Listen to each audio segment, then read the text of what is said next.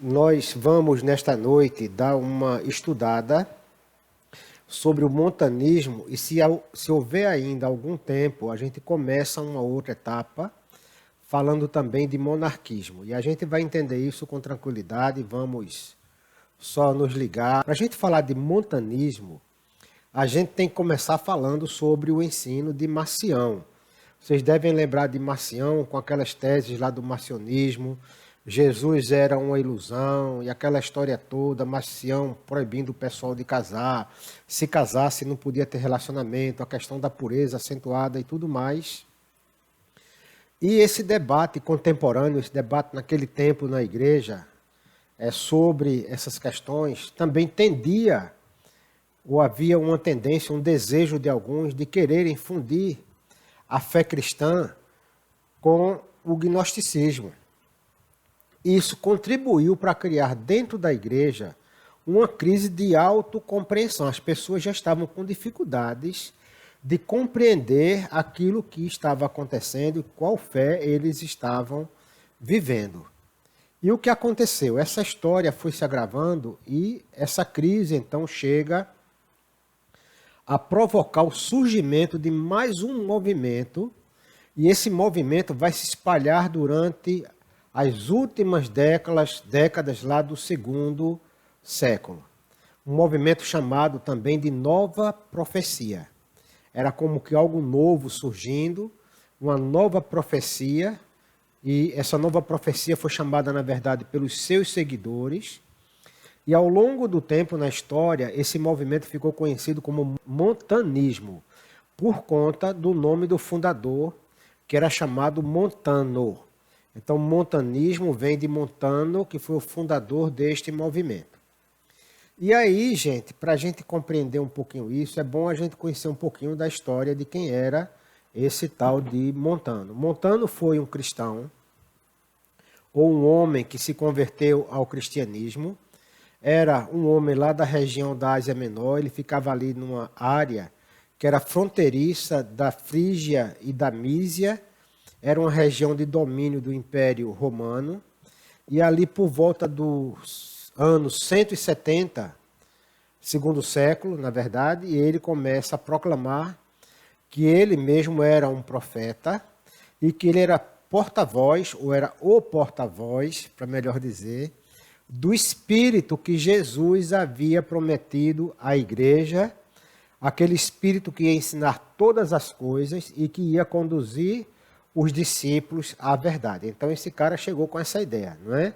Quase que ele diz, eu sou o próprio Espírito Santo, mas ele chegou dizendo que era o profeta, que era o porta-voz do Espírito que Jesus havia prometido, ou do Consolador, que haveria de ensinar todas as coisas e conduzir os discípulos de Cristo, nós discípulos também, à verdade. E aí, como acontece nos nossos dias também, qualquer pessoa que surge com umas ideias assim meio que esquisitas, logo arrumam gente para seguir, se junta gente a eles. Vocês vão ver muitas histórias no nosso tempo de pessoas que apareceram aí dizendo que são profetas, trazendo ideias bombásticas. E aí, quando chega isso, logo aparece um monte de gente para seguir, e não foi diferente lá no segundo século. Quando ele apareceu com esse discurso, que ele era o porta-voz do Espírito que Jesus prometeu, ou seja, do Espírito Santo, logo se juntaram a ele duas mulheres, uma chamada Priscila, não é aquela Priscila que Paulo cita, pelo amor de Deus, e outra chamada Maximila. Elas partilharam da mesma ideia que Montano tinha, e da mesma forma que ele, elas começaram a dizer que eram profetas e ficaram profetizando preságios. Ocasionalmente elas traziam muitas coisas estranhas, entrando no estado de êxtase, e elas falavam como se elas mesmo fossem o Espírito Santo de Deus falando pela boca delas. Então, isso surgiu, ele arrumou essas duas companheiras rapidamente, essa coisa foi andando, né? E esses três rapidamente arrebanharam um monte de seguidores locais, e eles arrumaram essas pessoas, e pessoalmente eles andavam sempre proclamando essa mensagem, e trazendo cada vez mais pessoas para juntarem-se a eles. E aí, esses três, como eu disse, arrebanharam logo os seguidores e o movimento começou a se espalhar. E na medida em que esse movimento chamado montanismo começa a se espalhar com essas pessoas dizendo que são porta-voz do Espírito Santo, falando como se fossem o próprio Espírito Santo, eles foram de cara encontrando resistências e eles encontraram imediatamente a oposição ou encararam, tiveram que encarar os líderes cristãos daquela época, porque a turma achou que era estranho. Eles perceberam também aquele movimento como uma ameaça à boa doutrina, à boa fé, ao andamento da igreja e também era, ao mesmo tempo, considerado uma ameaça oficial à igreja. Por que que era uma ameaça oficial? A gente vai lembrar da última aula da gente, ou da último encontro da gente, quando eu falava que a igreja tomou decisões, ela ancorou a doutrina ou a tradição, né, chamada tradição, a doutrina dos apóstolos estava ancorada por meio da tradição e a transmissão do ensino cristão tinha que ser garantido que seria levado adiante sem que houvesse distorções nem heresias. E por conta disso, quando eles começaram com esse movimento, imediatamente os líderes da igreja, que eram as autoridades, disseram porque cabe aos bispos preservar a boa doutrina e a gente tem que tomar providências imediatas contra isso, de forma especial, porque essas coisas estão indo de encontro contra a tradição da igreja ou aquilo que era ensinado, que estava fincado, enraizado lá na doutrina dos apóstolos. E essa nova profecia, vamos entender agora o que era essa nova profecia, o montanismo, qual era a intenção, o que é que ela tinha como fundamento. Na verdade, eles tentavam e afirmavam que isso era um novo ensino, e esse novo ensino de que eles profetizavam falando pelo Espírito Santo, devia substituir a tradição, era arrancar da ideia a tradição, e eles passariam a usar o novo ensino, a nova profecia, e todo mundo aí ia ter que seguir esse caminho de a voz do Espírito Santo, deixa de lado a tradição, não vamos mais mexer com esse negócio, porque é complicado essa história, não é? E isso foi um problema sério na vida da igreja, porque essa nova profecia não era algo familiar pela forma como ela vinha sendo apresentada, e por conta disso foi um quase que caos na história da igreja, porque ficou uma briga terrível e era muita discussão para que eles pudessem chegar a alguma conclusão. Então, gente, o negócio é que os líderes começam a observar e Montano vinha introduzindo uma questão que era muito séria dentro dessas conversas dele. Ele tinha introduzido palavras como, por exemplo, observem que o homem é como uma lira, aquele instrumento de tocar, não é? Observem que o homem é como uma lira e eu vou sobre ela como um plectro. O plectro era um instrumento, como uma paleta de violão, que era passada em cima das cordas e as cordas tocavam. Ou seja, quando ele fala ele está, na verdade, se referindo ao Espírito Santo, mas como se fosse ele sendo esse plectro, essa pequena instrumento para tocar as cordas da lira. Ele traz então essa visão, tá certo? Outra característica que a gente vai encontrar no montanismo, que eles queriam impor, é que tanto Montano como os companheiros dele diziam ser representantes de um reavivamento dentro da igreja, um reavivamento dirigido pelo espírito apocalíptico, e eles anunciavam então o fim do mundo está muito próximo, né? Ou seja, daqui a pouco chega o fim do mundo, quem sabe até colocando data se fosse o caso. Então vocês também veem de hoje em dia, de vez em quando aparecem dizendo, olha, o mundo vai acabar no dia tal, e começam a fazer essas loucuras de dizer coisas que não cabe a nós, tempos, né, dessa forma como disse Jesus aos discípulos antes de subir aos céus, e também como ele disse, ou como está no livro de Apocalipse, né?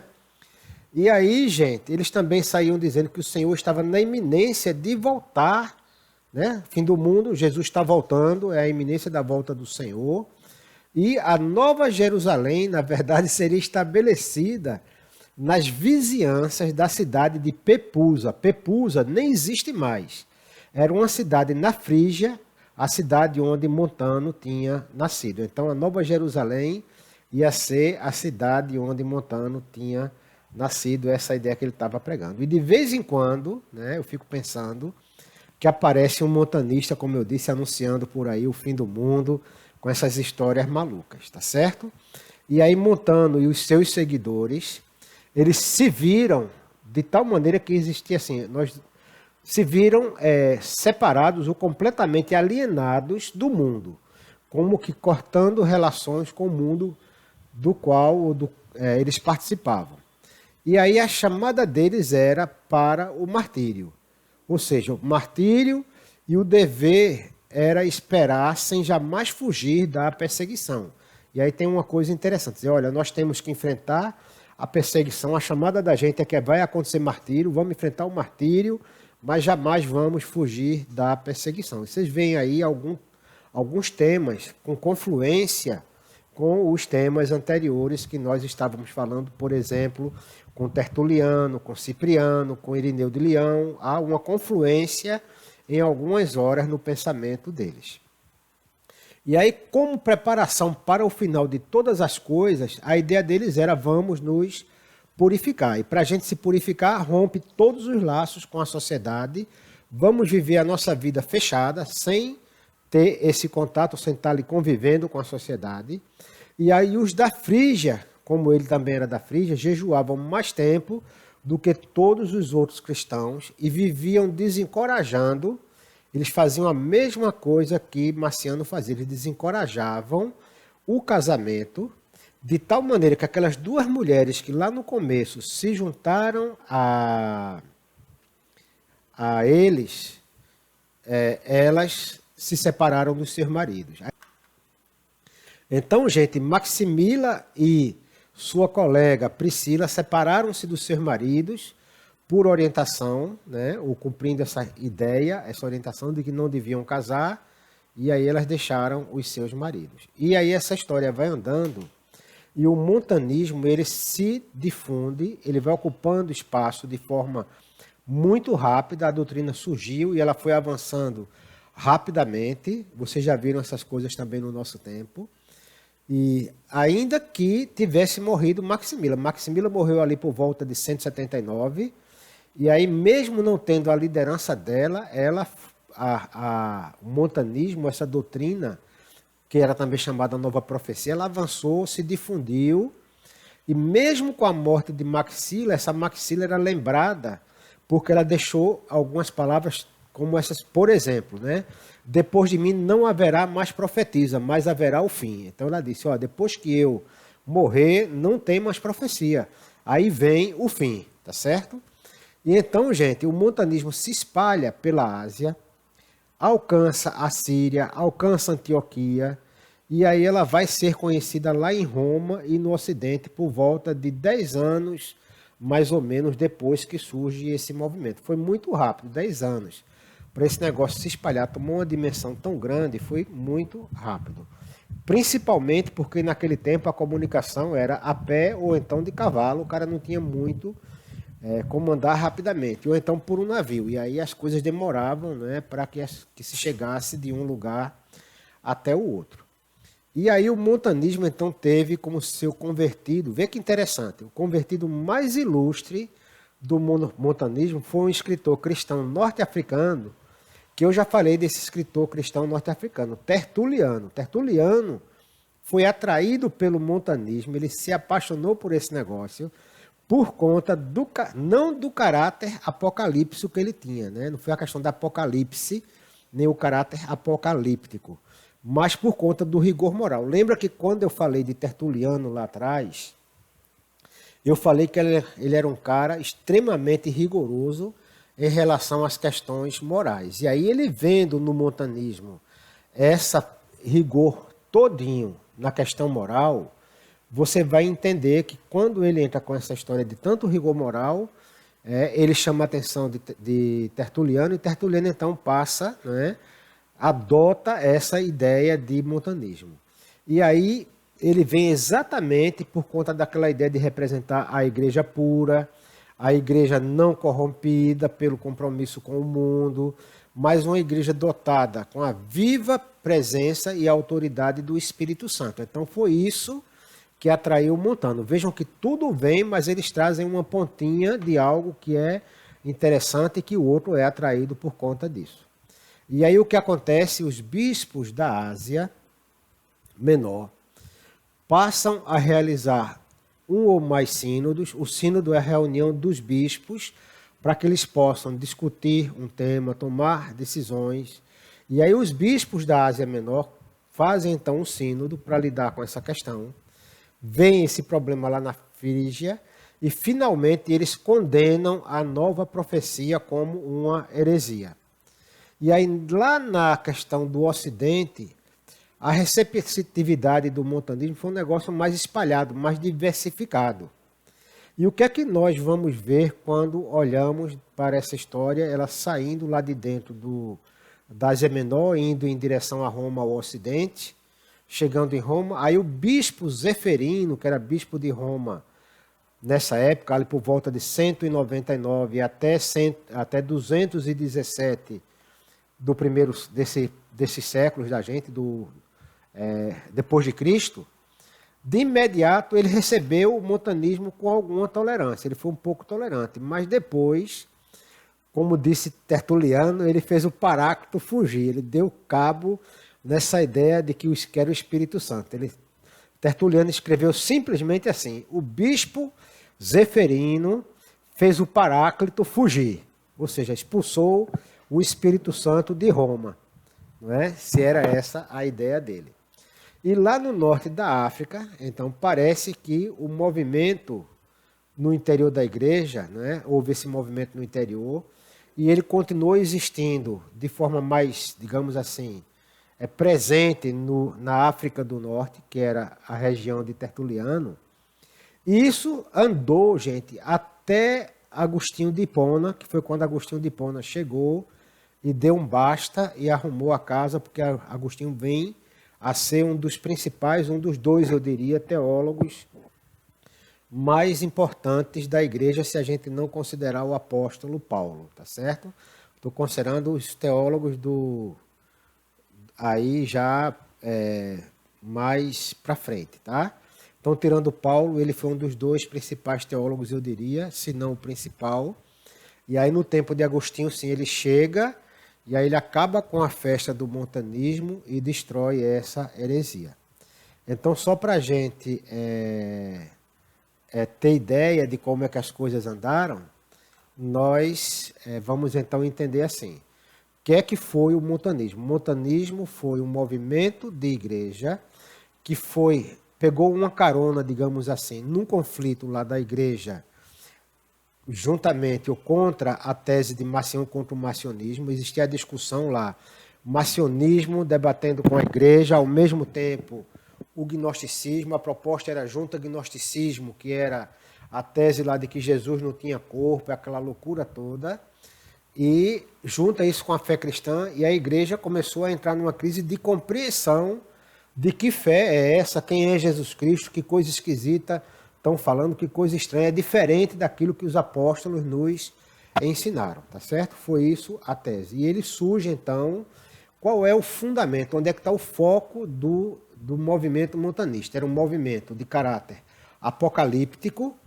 e o seu principal fundador, Montano, por isso o nome montanismo, dizia que ele era um profeta e que ele era aquele que tinha a autoridade, a voz, ele falava, né, era o porta-voz do Espírito Santo, o Espírito que Jesus havia prometido à igreja, que era o Espírito que ensina tudo e ia conduzir os discípulos à verdade. E a proposta dele era simplesmente acabar com esse negócio de tradição, cortar o elo de ligação, ou a corrente que ligava a igreja até a origem, ou a doutrina dos apóstolos, e essa era a nova doutrina ou a nova profecia, e daí para frente vamos embora, e não tinha mais conversa com o povo. Então isso foi, em tese, o montanismo. A gente tem que guardar as três figuras principais, montando Priscila, que não é Priscila, que Paulo faz referência a ela no livro de Atos, e Maximila como as três personagens principais. As duas, principalmente, quase que diziam o tempo inteiro que elas eram o próprio Espírito Santo, mas viviam lá em estado de êxtase, profetizando com preságios, com coisas estranhas. Eles se deram de cara rapidinho com os principais líderes da igreja daquela época, e foi ali onde houve uma freada, mas eles avançaram rapidamente, chegaram a Roma, até que o bispo de Roma, Zeferino, expulsa esse Espírito Santo fake lá de Roma, dizendo, olha, deixa de loucura aqui, que esse negócio não cabe aqui dentro. Ok, gente? Se vocês tiverem alguma questão, alguma pergunta, podem fazer aí no chat, que a gente vai tentar ajudar, tá certo? Então, a tese dessa doutrina herética era exatamente isso. Pessoas com profecias, quase que afirmando que eram o Espírito Santo de Deus, não é? E eles foram então freados, e até que na África demoraram mais, mas quando Agostinho de Hipona surge, ele dá fim a essa história. O que eu quero dizer, gente, que nós vamos encontrar sempre na vida da igreja essas histórias de heresias. O tempo passa, né, e parece que essa história faz parte do ser humano. De vez em quando a turma está inventando aí uma doutrina esquisita, quer empurrar ela de goela abaixo na igreja. Não é à toa que vocês veem gente por aí engateando pelo meio da igreja, urrando, gente inventando muita história, criando muitas doutrinas a partir de um verso da Bíblia. E é por isso que é importante a gente não perder de vista o que eu falava no encontro passado da gente. Vamos caminhar sempre como se estivéssemos em uma estrada com duas calçadas. Uma calçada é a Escritura, a outra calçada é a tradição. Tá certo? A tradição, quando eu falo em tradição, não é tradição de história humana. É estar olhando para trás e descer até os apóstolos, ou a doutrina dos apóstolos. Entender que a igreja ela é depositária fiel do Evangelho. Cabe à igreja a boa interpretação, a manutenção e o zelo da interpretação desde a origem até os nossos dias, para a gente não deixar que as coisas fujam daquilo que Jesus ensinou aos discípulos, tá certo? Então essa é a grande questão. Toda vez que a gente olhar para a tradição, se a gente não estiver entendendo ela ou tiver com dúvidas para entendimento da tradição, a gente vai olhar para a palavra de Deus, e a palavra de Deus, com a sua correta interpretação, prevalece sobre a tradição. Eu tenho que dizer isso a você com muita clareza, porque muitas vezes tem gente fazendo tradição virar dogma. Aliás, dogma ser incluído como se fosse tradição, e dogma não é tradição. Dogma é dogma, tradição é tradição. Estou falando de tradição, dizendo que precisamos de ir à origem, entender o sentido original, o que é que Jesus estava comunicando, para que a gente não perca de vista a boa interpretação do texto sagrado. Se eu tiver dúvida, o texto sagrado prevalece sobre a tradição, ok? Então é isso, e a gente vai ver que as coisas não mudaram muito ao longo do tempo. A gente vive ciclos, e sempre a gente vai estar encontrando gente inventando novidade aí, inventando teologia nova, não é?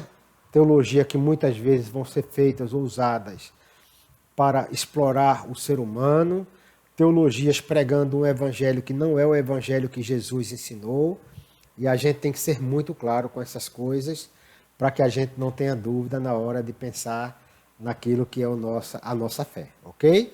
E por falar em fé, aí a gente vai entrar na questão da teologia do Logos e do monarquismo, que é aí onde vocês vão chegar num ponto, né? A gente vai chegar num ponto aí em que vai surgir um conjunto de questões, e elas vão ficar penduradas para a gente pensar sobre elas. E depois a gente vai encontrar o entendimento dessas coisas, quem sabe, dando uma maior consistência. Então, vejam bem, o que é que eu diria para vocês? Na hora que surgem essas teologias, a teologia do Logos, ela está muito vinculada ao gnosticismo, que era aquela ideia da sabedoria do Logos, aquelas histórias todas que nós já falamos. Então vejam, Roma foi o principal campo de debate nos tempos de, por exemplo, Vítor, Zeferino e Calixto. Vou falar de 3 bispos de Roma, já dentro daquela perspectiva de bispos com a dominância, assumindo a função como se fosse, e eram, na verdade, o Papa daquela época deles, não é? Mas vocês vejam que a gente está na igreja unida ainda, nós não estamos na igreja dividida. Nós que somos protestantes hoje, já estivemos, nossa raiz está lá, nós já tivemos também Papa. Ninguém esqueça disso aí para estar criando confusão com ninguém, porque nós já tivemos Papa no tempo que nós éramos a igreja de Cristo e era uma única igreja. Então, por favor, cuidado para ninguém estar jogando pedra nem fazendo confusão. Então, no tempo desses 3 bispos, Vítor, Zeferino e Calixto, ou papas, na verdade, a gente pode até dizer que eram, de 189 até 222, mais ou menos, Roma foi o principal campo de batalha, o principal campo onde essa discussão andava. Né? Isso aí tinha uma discussão longa sobre a teologia do Logos, como ela havia se desenvolvida, por exemplo, por Justino Mártir e por outros apologistas. A gente trabalhou Justino Mártir também alguns dias atrás ou alguns estudos atrás. E o debate, na verdade, andava para que se buscasse a compreensão cristã de Deus. Afinal de contas, quem é Deus? Essa era a pergunta. Afinal de contas, quem é Jesus? Essas eram as discussões que estavam ali surgindo por conta dessa teoria do Logos, que levantou questões muito sérias no meio da igreja. E aí esse problema, na verdade, ele vai estar enraizado nas cristologias da sabedoria do primeiro século, quando se usava a expressão Filho de Deus e Cristo. Vejam, Filho de Deus e Cristo, a gente usa até hoje. Tem umas coisas muito engraçadas que vocês vão perceber que a gente fala e a gente sequer percebe como está falando, e parece que também, e parece não, existe de verdade ainda hoje muita confusão na cabeça das pessoas. Quem é Jesus, quem é Deus? Se Deus é pai de Jesus, então Jesus está numa hierarquia inferior a Deus, e fica essa confusão na cabeça das pessoas. Essa confusão, gente, não é de hoje. Ela vinha lá do primeiro século já vinha andando. Então o que acontece? Surge então essa base, digamos assim, de cristologia, não é, da sabedoria, no primeiro século, usando Filho de Deus e Cristo, apontando para um mediador que, conforme Justino tinha registrado, era outro Deus, juntamente com o único Deus não criado, ou com o Pai. Ou seja, ele estava dizendo que Jesus era outro Deus, junto com o Deus que não era Deus criado, que era o Pai, Deus Pai. Ou seja, ele estava basicamente dizendo que Jesus foi criado por Deus. Em outras palavras, era isso. Ele estava numa visão diferente da que a gente tem hoje da Trindade. Não? Tem a distinção entre Pai e Filho, de acordo com Justino, como o único não criado era o Pai, né? Essa distinção dele, de Pai e Filho, não era simplesmente um número e não era coisa da vontade. Ou seja, o Logos era como se fosse uma tocha, dizia ele, que foi acesa o Logos era como se fosse uma tocha que foi acesa a partir de outra tocha. Ele era divino como seu Pai, era também divino. Ele estava dizendo, na verdade, assim, era como se Deus fosse uma tocha e Jesus fosse uma tocha acendida do Deus Pai. Ou seja, está colocando aí uma hierarquia. E aí, apesar dessa descrição de Justino, ou não obstante a descrição de Justino, como mais tarde, por exemplo, na descrição de Tertuliano, a geração do Logos ocorre apenas com uma perspectiva que era para a criação do mundo. Ou seja, o Filho não é coeterno com Deus. Olha o problema. Ele nega a coexistência do Deus Filho com o Deus Pai, apesar de estar lendo João, dizendo que desde o princípio, no princípio era o Verbo era Deus e estava com Deus. Então ele nega o Evangelho no primeiro verso de João. Tá certo? Então Deus, na perspectiva de Tertuliano, não era, o Deus Filho não era coeterno com Deus. Ele existe para que nós possamos ter um mediador, essa era a lógica de Tertuliano. Ele existe para que nós tenhamos um mediador entre Deus e o cosmos, ou seja, a criação e a revelação de Deus em Cristo, né? Como assim, se fosse na linguagem de João, João dizendo assim. Eles aproveitam João também. Vejam que interessante, dizendo, olha, quando João diz que todas as coisas foram feitas por intermédio dele, sem ele nada do que existiu teria sido feito, ele está pegando um caminho equivocado para dizer que Jesus foi criado por Deus e ele não era coexistente, mas ele existe para ser o mediador. Ele estava na criação, mas ele não era coexistente. E depois ele vai aproveitar o próprio texto tertuliano, viu, gente?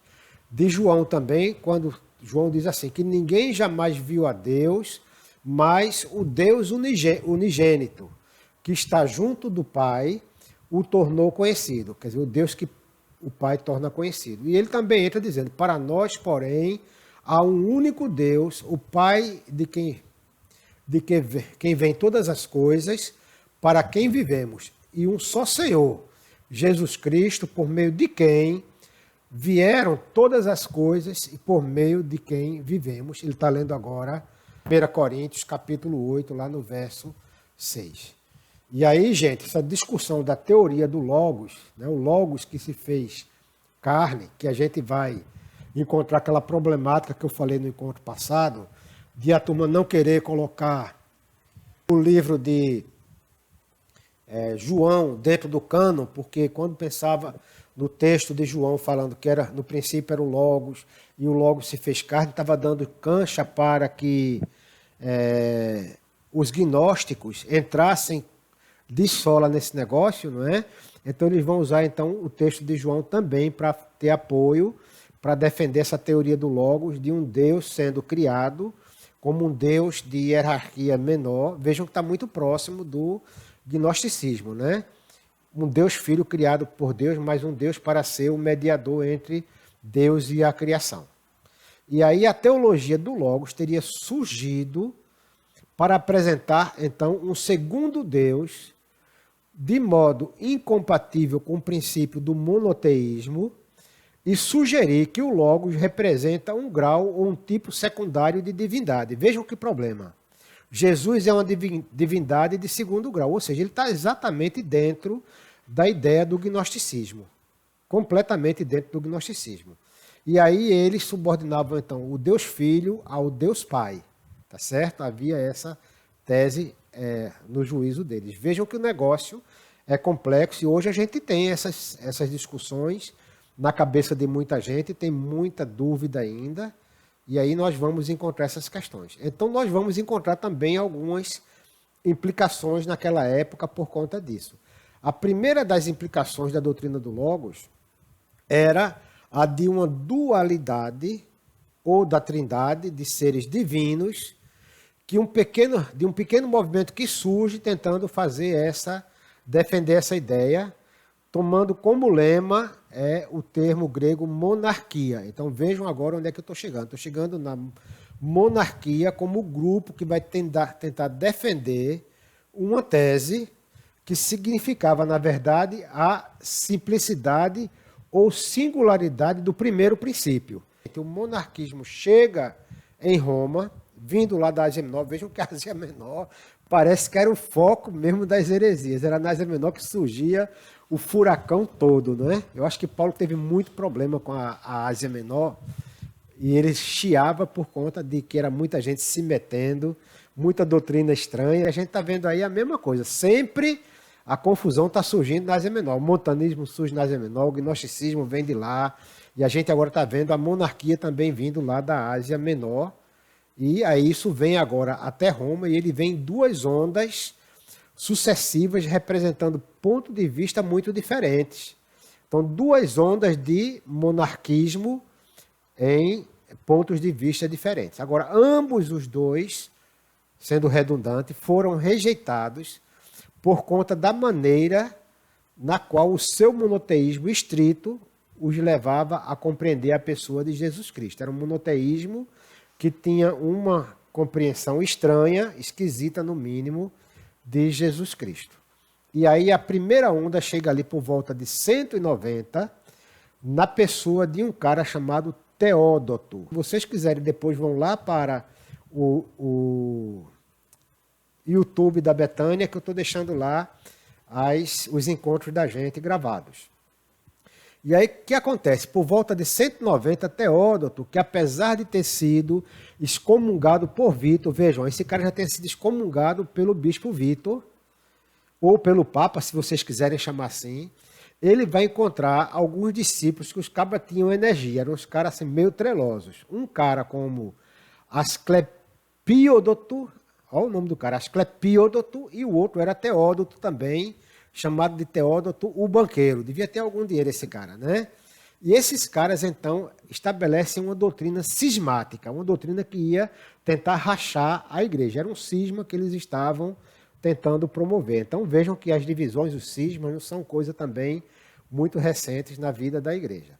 E aí, o círculo deles, gente, não foi muito popular em Roma, porque os membros se deleitavam com o estudo de Aristóteles, com os comentários de Teófrasto, de Euclides, um matemático, e de Galeno, um escritor de medicina, e eles praticavam, então, um raciocínio dialético. Era uma turma inteligente e usavam um método muito forte de diálogo com expressão assim, muito centrada na questão da contraposição. E assim eles confundiam os oponentes. Era mais ou menos como o cara encarar um sujeito que fosse muito bom de discussão, muito forte na dialética, aí o cara faz assim, rapaz, eu vou cair fora, eu não vou mais discutir, porque o cara tem muito discurso, eu vou me dobrar aí, eu vou encarar essa parada, eu vou seguir desse jeito, porque o cara é bom de conversa. Então eles eram bons, né, eram pessoas bem formadas no mundo secular, e eles traziam muita força no método dialético, e aí eles então faziam essa confusão, confundiam os oponentes dele, colocavam a turma para correr pela falta de argumentos, ou então porque eles desistiam, tão forte era a dialética deles. E aí que acontece, a igreja passa a ficar então muito preocupada com esse ensino deles, que Cristo foi um homem comum. Veja onde é que eles estavam. Cristo foi um homem comum, que nasceu da Virgem Maria e do Espírito Santo. Tem uma contradição violenta. Como é que ele podia ser um homem comum se ele nasce do Espírito Santo, né? Mas eles diziam que ele era um homem comum, que nasceu do Espírito Santo e da Virgem Maria, e sobre ele o poder de Deus desceu na hora que ele foi batizado, e então Jesus foi adotado para uma outra esfera, chamada esfera divina, quando ele passa pela ressurreição, quando ele ressurge dentre os mortos. E assim os monarquistas dinâmicos, ou adicionistas, que era um termo que eles usavam para um grupo, eles foram capazes de dispensar, eles tiraram de campo a doutrina do Logos, trazendo essa nova perspectiva deles, né, embora eles precisassem de negar a união de Deus com o ser humano em Cristo. Eles negavam Cristo como divino e humano ao mesmo tempo, dizendo que Jesus era simplesmente um homem comum, não tinha um lado divino, mas ele, quando ressuscitou, foi adotado pela esfera ou para a esfera divina. Então vejam que tem uma sutileza nessa história muito interessante. Jesus, homem comum, era como se fosse eu ou você, que a gente foi batizado, o poder de Deus desceu sobre nós, que é assim que nós vivemos, no poder do Espírito Santo, e quando ele morreu, por conta da ressurreição, ele foi levado a uma esfera divina por conta dessa ressurreição. Tá certo? Então eles negavam a divindade de Jesus do mesmo jeito, ok? Negando a união de Cristo com o humano, apesar de eles falarem que Jesus foi gerado pelo Espírito Santo. Então tem uma contradição tremenda aí, não é? Isso foi a primeira onda do monarquismo. Segunda onda do monarquismo, ela vai chegar em Roma lá por volta do ano 200, quando Zeferino era o bispo, ou o papa. De novo, eu vou trazer sempre essa provocação para vocês, tá? Nós estamos na Igreja Católica de Cristo, não havia ainda divisão, exceto aquela desconexão, era uma divisão, digamos, muito respeitada entre a Igreja Ortodoxa, ou a Igreja da Ásia Menor, e a Igreja romana, mas não era uma divisão, um racha assim, que não havia comunicação. Havia um respeito pelas... Eles respeitavam as discordâncias uns dos outros e eles conviviam muito bem, né? E convivem, na verdade, até hoje. Então, gente, na segunda onda, por volta do ano 200, Zeferino sendo bispo, vai encontrar um homem que vem lá de Esmirna, chamado Noeto. Noeto havia sido expulso também de uma igreja de lá, porque estava ensinando que Cristo era o próprio Pai, e o próprio Pai nasceu, sofreu e morreu. Vejam, outro caba lá da Ásia Menor que foi expulso e lá vem com essa onda para o lado de cá. Ele já estava num campo diferente. Agora, Cristo não era mais um Deus de segunda ordem, ele era o próprio Deus, tá certo? Ele era Deus que veio para nascer, sofrer e morrer. Em certo sentido, é assim que a gente pensa. O Deus se faz semelhante a nós, mas o Deus se faz semelhante a nós na pessoa do Deus Filho. Né? Não foi o Deus Pai, mas foi o Deus Filho quem encarnou, tá certo? Então tem umas loucuras assim. Então fica parecido, mas não é. É Denorex, parece, mas não é. Eu fui muito longe agora, viu, gente?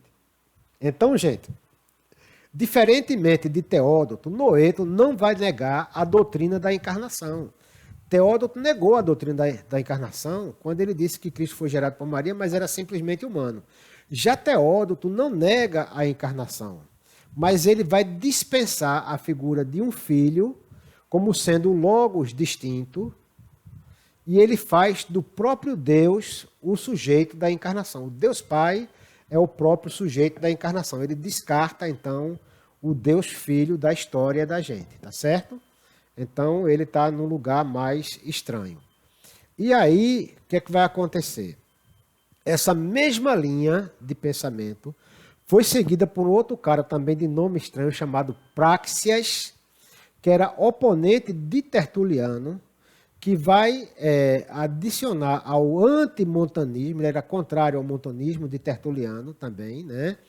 Que negava a diferença entre Cristo e o Pai, e usava o termo filho para significar Jesus humano, ok? Estão entendendo o que eu falei? Então ele vai usar agora o termo filho para indicar o Jesus humano, não é o Jesus que é Deus e homem ao mesmo tempo, é o Jesus humano. E aí ele traz então uma perspectiva agora, a perspectiva era que o Pai era quem havia nascido, quem havia sofrido em união com a humanidade de Jesus. Aí ele agora deu uma complicada de vez no juízo da galera, não é? Ele está juntando agora o Jesus, Deus Filho, no Deus Pai, está fazendo uma fusão de pai e filho aí, e fazendo na fusão uma confusão, né? Dizendo que o Deus Pai, ele se juntou ao Deus Filho na humanidade de Jesus para sofrer o castigo que era o castigo que nós deveríamos sofrer. E aí o que acontece? No montanismo vem, né, com essas ideias de montando que é o próprio Espírito Santo, e vem depois o monarquismo com essa diferença. Duas ondas, uma dizendo que Jesus era simplesmente um homem, que ele vai assumir um patamar de divindade depois que existe a ressurreição, porque o poder de Deus veio sobre ele no batismo, mas só na ressurreição ele se torna divino. Então ele arranca a divindade de Jesus, torna Jesus simplesmente humano, e vem com essa elaboração toda, esse discurso todo, tentando convencer as pessoas. E depois vem uma segunda onda com a afirmação que agora inclui Jesus como divindade, mas quando estou dizendo que ele é o próprio Deus Pai. Então ele não separou. Se Jesus é o próprio Deus Pai, tem um lado que está correto e um lado que está errado, né? Então ele está voltando para um lugar que a gente não encontraria a separação Pai, Filho e Espírito Santo, que aí isso vai ser resolvido lá na frente, gente. Então lá na frente Agostinho vai tirar esses nós todinhos da cabeça da igreja, fazendo uma elaboração, e a gente vai ver aqui daqui a pouquinho mais adiante, a coisa vai clareando, eles vão discutindo, tá certo?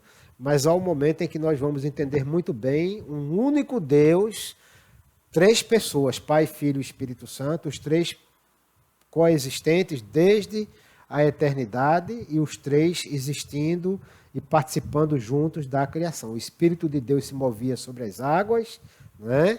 E o Verbo se fez carne, o verbo estava com Deus e o verbo era Deus, então o verbo existendo desde também é sempre. Que Deus abençoe vocês, no nome de Jesus. Eu vou orar aqui com vocês. Pai, muito obrigado, Senhor, por esta noite. Queremos te louvar agradecidos pelo dom da vida e por este momento de compartilhar com o teu povo da história da tua igreja. Cuida, Pai, de cada um deles, estende sobre eles a tua mão, trazendo a tua bênção no nome de Jesus. Amém, queridos. Deus abençoe vocês.